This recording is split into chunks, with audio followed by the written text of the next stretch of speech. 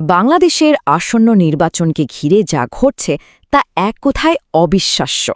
দশকের পর দশক ধরে দেশে রাজনীতিতে যে দুটি দলের লড়াই আমরা দেখে এসেছি, সেই ধারায় এবার জামায়াতে ইসলামীর মতো এক শক্তিশালী প্রতিপক্ষের আবির্ভাব হয়েছে। চলুন এই পুরো বিষয়টা একটু গভীরে গিয়ে দেখা যাক। ব্যাপারটা আসলেই অবাক করার মতো, তাই না?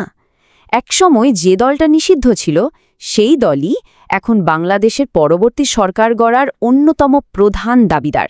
এটা কিন্তু কোনো সাধারণ রাজনৈতিক ঘটনা নয়, বরং দেশের রাজনৈতিক ইতিহাসে এটা একটা বিরাট মোড়। কিন্তু প্রশ্নটা হলো, কিভাবে এটা সম্ভব হচ্ছে? বছরের পর বছর যে দলকে রাজনীতির মাঠের বাইরে রাখা হয়েছিল, সেই দল কিভাবে আবার ক্ষমতার এত কাছাকাছি চলে এলো? এই বিশ্লেষণে আমরা সেই কারণগুলোই খুঁজে বের করার চেষ্টা করব।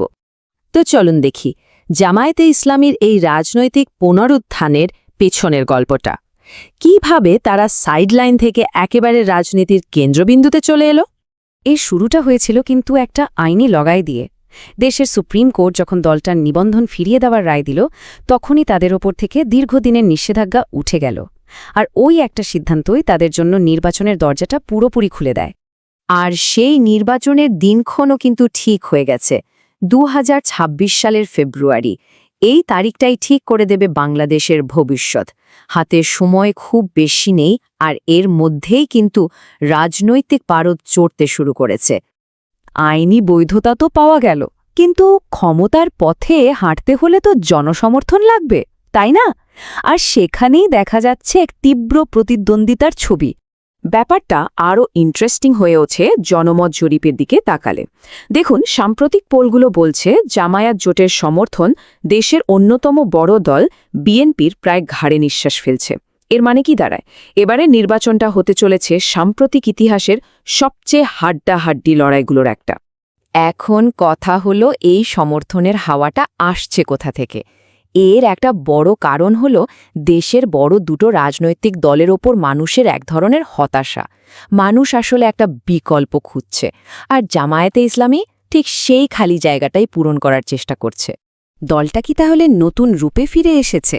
চলুন দেখি তাদের আধুনিক প্ল্যাটফর্ম বা কর্মসূচি কি বলছে। তাদের মূল কনসেপ্টটা হলো ইসলামিক কল্যাণ রাষ্ট্র।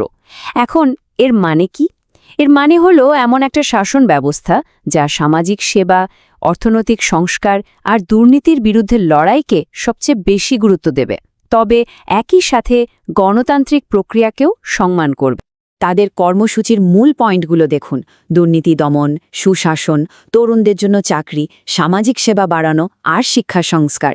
এই বিষয়গুলো কিন্তু সাধারণ ভোটারদের কাছে বেশ আকর্ষণীয় মনে হচ্ছে। শুধু তাই নয়, দলটি কিন্তু নতুন নতুন জোটও তৈরি করছে। যেমন ধরুন, তরুণ কেন্দ্রিক ন্যাশনাল সিটিজেন পার্টির সাথে তাদের জোট। এই পদক্ষেপটা জামায়াতের পুরনো ইমেজকে কিছুটা নরম করতে সাহায্য করছে, আর তরুণ ভোটারদেরও কাছে টানছে। কিন্তু দলটার এই নতুন উত্থানের গল্পের পাশাপাশি একটা বিতর্কিত অতীত আছে, যা কোনোভাবেই উপেক্ষা করার মতো না। আর এই ইতিহাসটাই তাদের এই প্রত্যাবর্তনকে এত জটিল আর গুরুত্বপূর্ণ করে তুলেছে। এক ঝলকে যদি তাদের ইতিহাসটা দেখি, 1941 সালে দলটা প্রতিষ্ঠা হয়। 71 সালে বাংলাদেশের স্বাধীনতার বিরোধিতা করার কারণে তারা মারাত্মকভাবে সমালোচিত হয়। এরপর তো দীর্ঘ সময় ধরে রাজনীতিতে নিষিদ্ধ ছিল, আর সবশেষে সুপ্রিম কোর্টের রায়ে তাদের নিবন্ধন ফিরে আসে। আর এখানেই বর্তমান বিতর্কটার জন্ম। একদিকে তাদের সমর্থকরা বলছেন, দেখুন, দলটা সময়ের সাথে বদলে গেছে, তারা এখন সুশাসন আর পরিবর্তনের কথা বলছে। অন্যদিকে সমালোচকরা ভয় পাচ্ছেন যে তাদের এই উত্থান দেশকে হয়তো ধর্মীয় রক্ষণশীলতার দিকে ঠেলে দেবে। এতে ধর্মনিরপেক্ষ ঐতিহ্য আর সংখ্যালঘুদের অধিকার দুটোই হুমকির মুখে পড়তে পারে।